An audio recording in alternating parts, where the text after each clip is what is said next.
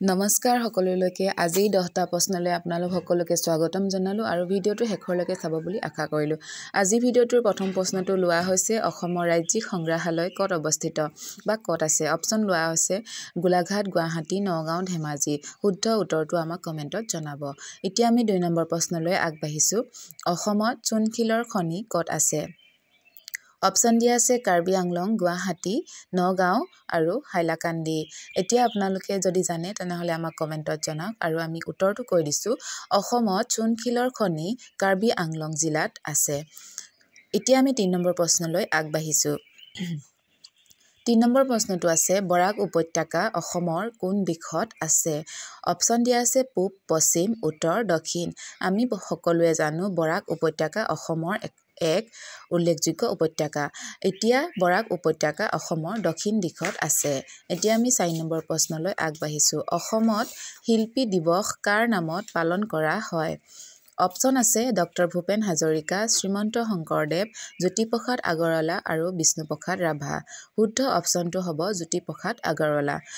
এইটো উত্তৰ সকলোৱে জানে। অসমত শিল্পী দিৱস 17 জানুৱাৰী তাৰিখে পালন কৰা হয়। এতিয়া 5 নম্বৰ প্ৰশ্নটো সৰস্বতী পুৰস্কাৰ লাভ কৰা প্ৰথম গৰাকী অসমীয়া কোন। অপচন দিয়া আছে গোপীনাথ বৰদলৈ, শ্ৰীনিবাস আয়েংগাৰ, লক্ষ্মীনন্দন বৰা আৰু পাৰ্বতী প্ৰসাদ বৰুৱা। শুদ্ধ অপচনটো হ'ব লক্ষ্মীনন্দন বৰা সৰস্বতী পুৰস্কাৰ লাভ কৰা প্ৰথম অসমীয়া। এতিয়া 6 নম্বৰ প্ৰশ্নটো হৈছে অসমৰ কোন ঠাইক সত্ৰৰ নগৰী বুলি জনা যায়। অপচন দিয়া আছে ডিব্ৰুগড়, হাজো, মাজুলী আৰু বৰপেটা। আমি বহুতে ইয়াৰে অপচন কেইটা চাই মাজুলীক যদি টিক কৰি আহো তেনেহলে উত্তৰটো ভুল হ'ব। অসমৰ বুৰঞ্জীত আদি কালৰে পৰা বৰপেটা চহৰক বা বৰপেটা জিলাক সত্ৰ নগৰী বুলি জানি অহা হৈছে। এতিয়া আমি 7 নম্বৰ প্ৰশ্নলৈ আগবাঢ়িছো। 7 নম্বৰ প্ৰশ্নটো লোৱা হৈছে অসমৰ কোন ঠাইক কয়লা ৰাণী বুলি জনা যায় বা কোৱা হয়। অপচন দিয়া আছে হাজো, মাৰ্ঘেৰিটা, হামৰেন আৰু হাফলং। শুদ্ধ অপচনটো যদি আমি চাবলৈ যাওঁ তেনেহলে শুদ্ধ অপচনটো হ'ব মাৰ্ঘেৰিটা।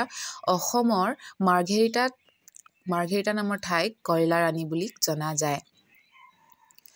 8 নম্বৰ প্ৰশ্নটো হৈছে অসমৰ কোন ঠাইক মন্দিৰৰ চহৰ বুলি জনা যায়। অপচন দিয়া আছে যোৰহাট, গুৱাহাটী, তিনিচুকীয়া আৰু মাজুলী। ইয়াৰে শুদ্ধ অপচনটো হ'ব গুৱাহাটী। অসমৰ গুৱাহাটী চহৰক গুৱাহাটীক মন্দিৰৰ চহৰ বুলি জনা যায় কাৰণ তাত বিভিন্ন ধৰণৰ মন্দিৰ দেখিবলৈ পোৱা যায়। এতিয়া 9 নম্বৰ প্ৰশ্নটো হৈছে কছাৰী ৰাজ্যৰ প্ৰথম গৰাকী ৰজা কোন আছিল। অপচন দিয়া আছে মহেন্দ্ৰ বৰ্মন, মহামাণিক্য, সত্যনাৰায়ণ আৰু গোবিন্দ নাৰায়ণ।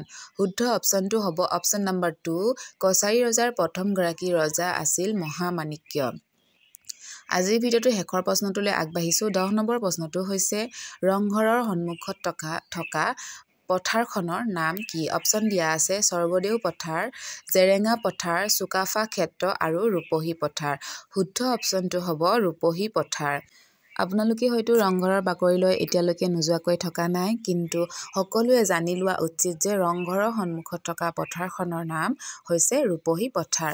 ধন্যবাদ সকলোলৈকে আমাৰ ভিডিওটো শেষৰলৈকে চোৱাৰ বাবে আৰু যিসকলে ভিডিঅ'সমূহ ভাল পাইছে তেওঁলোকে আমাক কমেন্টত সঁহাৰি ৰূপে জনাব আৰু আপোনালোকে কেনেধৰণৰ ভিডিঅ' আমাৰ পৰা বিচাৰে সেইটো উপদেশ আমাক কমেন্টত জনাব। আমি আপোনালোকৰ উপযুক্ত সঁহাৰি পালে আপোনালোকৰ বাবে আৰু বিভিন্ন ধৰণৰ ভিডিঅ' আগবঢ়াবলৈ চেষ্টা কৰিম।